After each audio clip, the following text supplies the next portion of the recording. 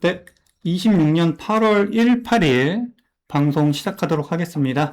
오늘 코스피가 굉장히 다이나믹했죠? 언제나 그랬듯이 코스피부터 보고 갈게요. 코스피가 정말 좀 다이나믹했어요. 오늘 고가 기준으로는 약 3.4% 올랐다가 저가 기준으로는 2.7%까지 빠졌다가 종가는 1.5%로 마무리가 되었는데요. 일단 하루하루 오르고 내리고 이건 중요하다고 생각하지 않고요. 그리고 수급 자체도 뭐 개인이나 외국인이나 기관이나 다 뭐라 그럴까? 방향성 같은 게 아예 없기 때문에 줄목 장세기 때문에 이런 하루하루의 변동성은 크게 개의치 않아도 좋겠다라는 생각이 듭니다. 어쨌든 계속 말씀드린 대로 코스피 자체는 이전처럼 뭐 직선으로 갑자기 와 하면서 막 하루에 10%씩 오르고 이러면서 엄청나게 빠른 속도로 반등하는 그런 것보다는 왔다 갔다 하면서 우상향 하더라도 박스피 장세처럼 왔다 갔다 하면서 오르는 그런 장세가 계속될 거라고 말씀드렸죠. 그러니까 하루하루 오르고 내리는 거는 크게 신경 안 써도 좋겠다라는 말씀 드리고 싶은데 제가 그나마 좀 말씀드리고 싶은 거는 그래도 코스피가 하락했다 해도 121선을 깨지는 않은 거고, 그리고 더 중요한 건 거래량이 조금씩 늘어나고 있어요. 거래량. 거래량이 조금씩 늘어나고 있다는 거는 그만큼 시장 참여자들이 거래를 조금 더 활발하게 하고 있다는 거고, 물린 사람들과 새로 매수하는 사람들 사이에서 어떤 손바뀜 같은 게 일어나고 있는 게 아닌가라고 저는 파악을 하고 있습니다. 그래서 이 구간에서 횡보를 하면서 바스피 장세가 좀 오랜 기간 동안 이어진다면 손바뀜이 충분하게 이루어진 다음에는 다시 반등할 수도 있겠다라는 생각도 저는 하고 있어요. 네. 하고 있어서 만약에 제가 일전에 X에다 써놓은 그 시점이 있잖아요. 나는 이때쯤에 매수를 하겠다라고 써둔 거 기억하시는 분들 계실 텐데 그 시점이 오면 저도 이제 미국 증시가 아니라 국장을 바라볼 때가 되지 않았나라고 말씀을 드릴 거예요. 근데 지금은 그럴 때는 아닌 것 같습니다. 예, 지금은 아니에요. 지금은 확실히 국장 같은 경우는 메모리 반도체 여전히 삼전 닉스에 의해서 너무 변동성이 심하고요. 여전히 홀짝 장세를 이어가고 있기 때문에 지금은 그럴 때가 아니라고 생각을 합니다. 네. 이게 홀짝이 무서운 점이 전혀 예측을 못 한다는 거죠. 오늘 왜 올랐어요? 왜 떨어졌어요? 뭐 여러 가지 이유들이 많고, 뭐 사람들이 여러 가지 이유를 붙이지만, 누구 하나 명확한 기준이나 뭐 판단 근거 같은 거를 제시를 못 합니다.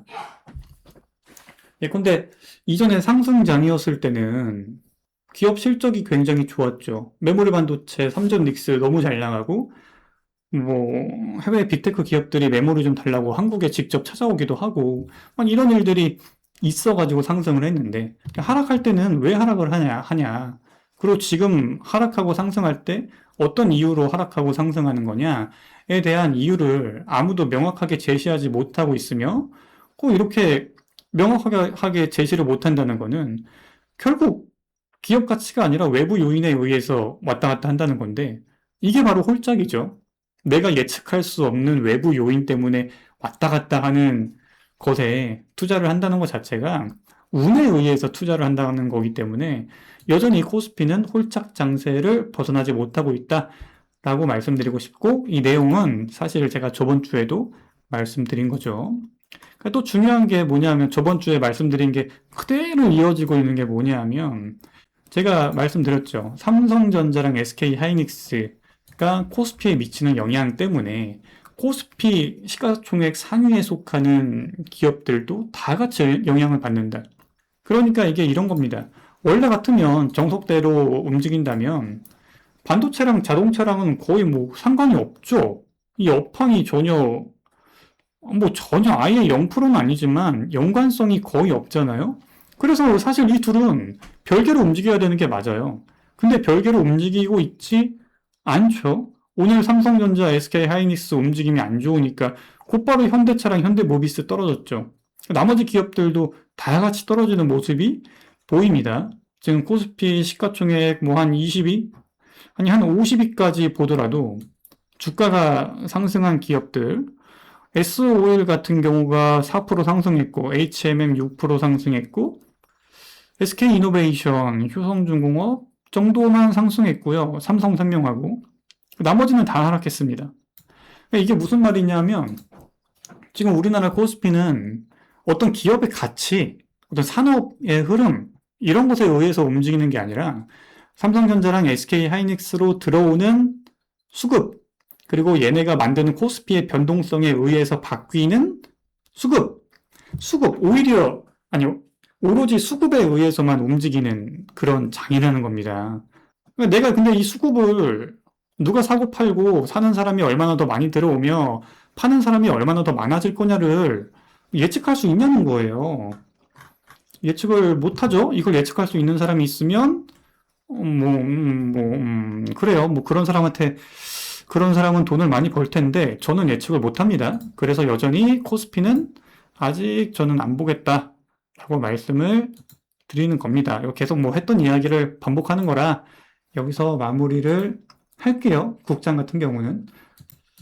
네, 여기서 마무리를 할 텐데. 그리고 국장에서 요즘에 하나만 더 추가적으로 말씀드리면, 반도체 소부장 쪽 수급이 조금 막 왔다 갔다 하는 그런 기업들이 보이는데, 이게 단기적으로 보면은 얘네가 덩치가 작고, 변동폭이 커서 많이 오르고 많이 내리고, 이런 게 보일 수는 있는데요. 주봉 같은 걸로 보면 결국 떨어졌던 애들이 조금 오르는 그런 모양새가 많아가지고, 반도체 소부장 같은 경우는 트레이딩 개념에서 타이밍 잘못 잡으면 진짜 크게 물릴 수 있으니까 한국 반도체 소부장은 조금 조심하시면 좋겠다. 저는 이런 말씀 드리고 싶습니다. 반도체 소부장은요. 반도체 쪽은 계속 이런 말씀 드릴 수밖에 없어요. 얘네는 실적이 좋아요. 성장성도 좋고 다 좋아요. 기업 실적 변한 거 없습니다. 뭐 기업의 실적이나 뭐 업황이나 이런 거 변한 게 전혀 없는데 주가는 왜 움직이냐? 주가 왜 하락했냐? 왜 강하게 반등 못하냐? 이런 것들을 조금 생각해 보셔야 될 것 같습니다. 이게 사실 지금 증시의 핵심이라고 생각을 해요, 저는. 기업 가치는 그대로인데, 뭐 평택을 가보든, 이천을 가보든, 청주를 가보든, 뭐 수원을 가보든, 삼성, SK 하이닉스, 다 엄청나게 잘 돌아가는데, 도대체 왜 주가만 이렇게 오르냐? 이거에 대해서 여러분이 한 번쯤 고민을 해 보시면 좋겠습니다. 여기에 대한 고민 없이 그냥 요즘 SNS나 유튜브나 다 이런 말들만 합니다. 뭐 반도체 업황은 아직 안 꺾였다. 반도체 고점 아니다. 뭐 실적 좋아진다. 계속 이런 이야기만 들으시면 조금 안타까워질 수 있다고 생각을 합니다. 그러니까 제가 드리고 싶은 말씀은 메모리 기업이 나쁘다는 게 아니라 이런 똑같은 좋은 메모리 실적을 두고 왜 이렇게 시장의 판단이 갈리냐, 왜 이때는 주가가 오르고 이때는 내리냐, 이거를 조금 파악하면 좋겠다라는 말씀을 드리고 싶은 거예요. 네, 일단 국장은 여기서 마무리할게요. 마무리하고 요즘에 제가 조금 리스크로 보고 있는 원유 가격하고 국채 수익률, 이란 전쟁 세 개를 좀 통으로 묶어서 말씀을 드려볼게요. 이 세 개를 통으로 묶는 이유가 얘네가 다 같이 설명을 해야 되고 다 같이 묶이는 애들이라 그렇죠. 일단 원유부터 보면 원유가 오르는 이유는 당연히 이란 전쟁이고 이란 전쟁으로 인해서 원유 가격이 떨어지질 않고 있습니다. 결론부터 말씀드리자면 이란 전쟁이 끝나지 않으면 이 원유 가격은 아마 80불 위아래에서 계속 형성이 될 것 같고 여기서 전쟁이 조금 더 격화된다라고 하면 다시 90불 위로 올라가는 거고 전쟁이 다시 좀 소강전에 이르러서 그냥 협상만 하는 그런 구조로 간다라고 한다면 80불 위에서 놀게 되는 그런 움직임이 있을 것 같은데 문제가 원유 가격이 80불이라는 건 이게 낮은 가격은 아니죠. 한 5년치로 늘려보면 80불이라는 거는 이전에 그 러우 전쟁 발발했을 때 그리고 물가가 상당히 높았던 코로나 직후 그때 외에는 근 5년 이래 없었던 가격이기 때문에 일단 물가 자체가 크게 오릅니다. 물가 자체가 오르니까 물가가 오른다는 거는 이제 화폐 가치가 떨어진다는 거잖아요.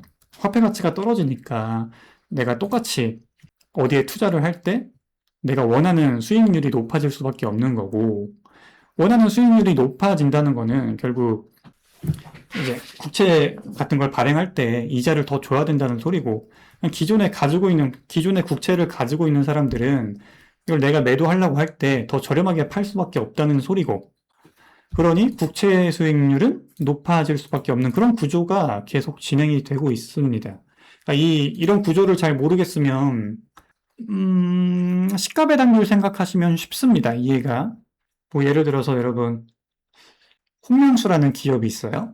명수 주식이 10,000원이에요. 명수 주식이 10,000원인데 배당을 500원 준대요. 500원이면 5%죠. 500원을 주는 명수 기업 주가가 10,000원에서 5,000원으로 하락했어요. 그러면은 명순의 시가 배당률은 몇 프로예요? 5%에서 10%로 올라가죠? 왜? 5,000원짜리 주식을 사면 500원을 받으니까 10%로 높아지잖아요. 그러니까 이제 주는 배당금은 그대로인데 주가가 올라가냐 내려가냐에 따라서 시가 배당률이 달라지는 것처럼 국채 수익률도 마찬가지입니다. 어쨌든 국채를 발행할 때 얼마를 줄게라는 이 이자는 금리는 정해져 있어요.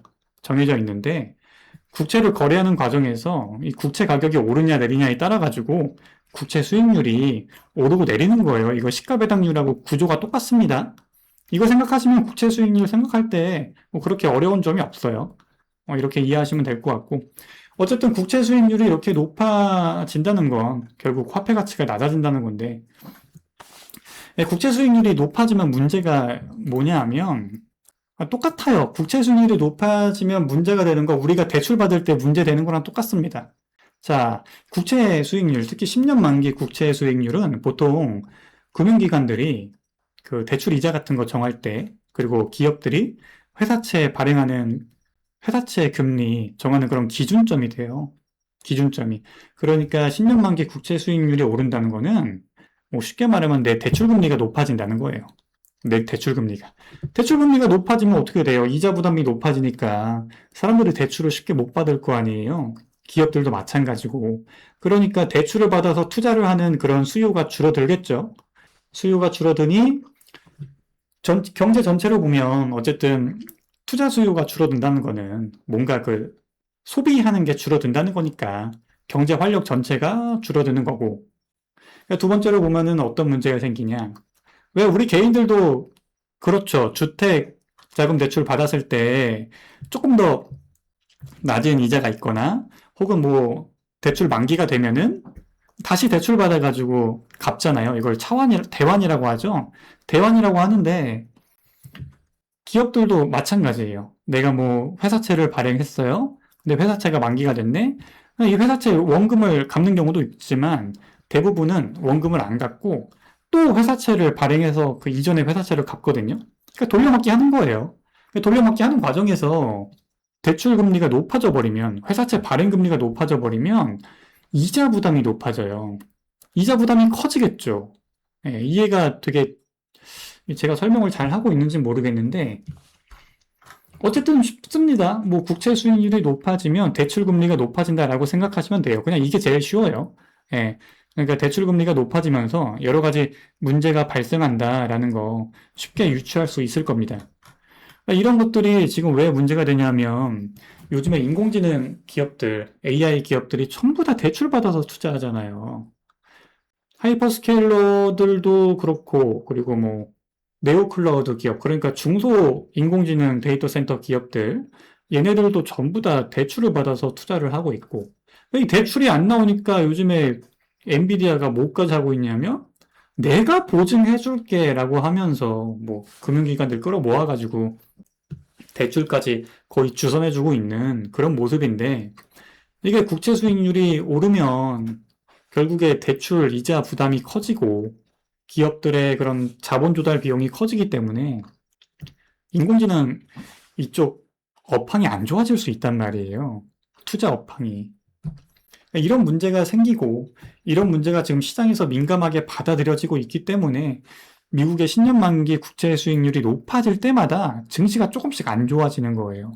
이런 흐름을 좀 이해하시고 이란 전쟁이랑 원유 가격이랑 국채 수익률이랑 미국 증시나 한국 증시 이걸 하나의 스토리로 좀 이해를 해 두시면 괜찮을 것 같습니다. 하나의 스토리로 이해를 해 두시면 증시가 왜 이렇게 갑자기 하락하고 상승하고 이런 모습이 이해가 될 거라고 생각을 해요. 그리고 이런 하나의 스토리가 왜 메모리 기업들이나 다른 기업들은 여전히 돈을 잘 버는데 시장은 가치 판단을 다르게 하냐? 라는 게 다 여기서 영향을 지금 받고 있는 모습이 보인다고 저는 생각하고 있습니다. 뭐 다른 분들은 어떤 분들은 국채 수익률하고 주가랑 아무 관계 없다 뭐 이런 분도 계시는데 저는 아니라고 생각을 해요. 지금은 이란 전쟁하고 유가랑 국채 수익률이랑 얘네들이 지금 증시에 꽤 큰 영향을 미치고 있습니다. 네, 저는 그렇게 생각을 합니다. 그래서 얘네들 좀 이해도를 높이시면 지금 증시를 바라보는데 도움이 되실 거다라고 생각을 합니다. 또 이란 전쟁 같은 경우 제가 한마디만 더 말씀드리자면 제가 제 텔레그램에 공유를 한 소식인데요. 미국 주식 인사이더라는 채널이 있어요. 텔레그램 채널인데 아시는 분은 아실 거예요. 꽤 큰 채널입니다. 여기서 실시간 기사들을 인공지능으로 요약해가지고 전해주는데 이란 정부 같은 경우는 종전이 아니라 확전을 대비하고 있다라는 그런 기사가 나왔습니다. 근데 이 확전이 뭐 전면전을 하겠다 이런 게 아니라 이제 단기로 전쟁이 끝나는 게 아니라 장기전으로 이어질 거를 대비하고 있다라는 그런 소식이에요. 그러니까 이란 같은 경우는 미국하고 원하는 방향이 다르죠. 미국은 중간 선거도 있고, 그리고 물가가 이 중간 선거에 굉장히 큰 영향을 미치기 때문에 이란 전쟁을 빨리 끝내고 싶어 해요. 근데 이란 같은 경우는 사실 빨리 끝내서 얻을 게 뭐라 그럴까? 빨리 끝내는 방식에 따라서 얻는 게 달라집니다. 뭐 예컨대 빨리 끝내는 건 좋은데 그러면은 미국 너네가 우리 침공했으니까 너네 보상금 뭘로 줄래? 뭐 이거부터 협상을 해야 되고요. 이란 내부 정치에도 지금 미국하고 이스라엘이 이란 정치인들을 많이 죽였잖아요. 죽였는데 아무 대가 없이 미국하고 협상해버리면 이란 국민들에게는 뭐 어떻게 설명을 할 겁니까? 뭐 예컨대 이런 거예요. 북한이 우리나라를 침공했어. 근데 이재명 대통령하고 그 고위직들을 다 죽였어요. 죽였는데 남한이 야 이거 전쟁 오래 하면 안 좋으니까 북한하고 빨리 협상하자 해서 북한한테 아무런 뭐 피해 보상금 같은 거 청구를 안 하고 전쟁을 끝낼 수 있어요? 못 끝내잖아요. 못 끝내죠. 이거는 뭐 아주 쉬운 예시예요. 그러니까 이란도 마찬가지입니다. 자기들 고위직들을 미국이 다 죽여버렸는데 게다가 이란은 종교 국가잖아요. 종교 지도자들까지 포함해서 다 죽여버렸는데 이 전쟁을 어떻게 끝낼 거냐. 이란 내부에서도 충분한 보상금을 얻어야 전쟁이 끝날 텐데 미국은 전혀 여기에 대한 대책이 없죠. 제가 SNS에 계속해서 말씀드리는 게 이런 부분이고 지금 8월 18일입니다. 전쟁이 거의 2월 말에 시작해가지고 8월 6개월 동안 지속되는 그 과정에서 미국하고 이스라엘은 전혀 여기에 대한 그게 없어요. 대책이 없고 앞으로도 없을 거고 그렇기 때문에 전쟁은 장기화되는 게 맞다고 저는 생각을 하고 이 장기화되는 과정에서 미국 10년물 국채 수익률이 어디까지 올라갈지 그리고 미국 기업들의 자본 조달 비용이 어디까지 올라갈 것이며 또 여기로 이런 요인에 의해서 11월이면 제가 기억하기로 11월 16일인가? 이제 기억이 정확히 잘 안 나는데 미국 중간 선거에서 만약에 민주당이 이기잖아요. 지금 그 도박 사이트 있죠? 폴리마켓. 폴리마켓에서는 중간 선거에서 민주당이 상원 하원을 다 장악할 거라고 예상하고 있어요. 만약에 이런 일련의 흐름 속에서 민주당이 국회를 장악하게 되면 트럼프 행정부는 나락으로 가는 건 당연해 보이고요. 그리고 민주당 특징이 얘네 인공지능 투자에 대해서 그렇게 우호적이지가 않습니다. 좀 투자를 해도 만인의 인공지능이 돼야 돼. 만인에게 이득이 돌아가야 돼 라는 그런 취지라 가지고 굉장히 어려워져요. 만약에 중간선거에서 민주당이 이기게 되면 미국 증시가 상당히 어려워질 수 있다고 저는 생각을 하고, 이 기점으로 이런 저 같은 사람들, 중간선거에서 민주당이 이길 것 같아 라고 생각하는 사람들이 많아지면 많아질수록 지금 미국 증시가 좋아질 리 없다라는 생각이 듭니다. 저는 그렇게 생각을 해요.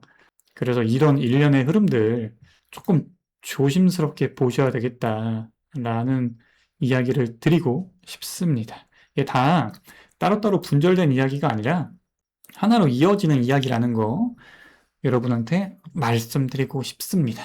네, 일단 저 물 좀 마실게요. 아이고. 대본 없이 이런 이야기를 쭉 하다 보니까 이야기가 조금 서두 없이, 막 두서 없이 정리가 안 된 채로 전달이 되고 있는데, 이거 어쩔 수 없어요, 여러분. 정말 죄송한데, 제가 방송하려고 뭐 대본까지 일부러 작성을 하면 시간이 너무 오래 걸리고, 오히려 방송을 안 하게 돼요. 제가 유튜브 영상 안 찍는 게 이런 이유예요. 대본 작성하고 뭐 자료 만들고 이러면은 진짜 오래 걸립니다, 이거. 요즘은 인공지능으로 뚝딱 한다지만 뚝딱 하는 그런 내용들은 다 쓸모없는 내용들이고, 그래가지고 제가 대본 없이 두서 없이 말씀드리는 거니까 양해 좀 부탁드리겠습니다. 네, 그리고 마지막으로 드릴 거, 뭐 이 부분은 라이브 방송 듣는 분들에게만 전달해 드리고, 일단 녹화부는 여기까지 할게요.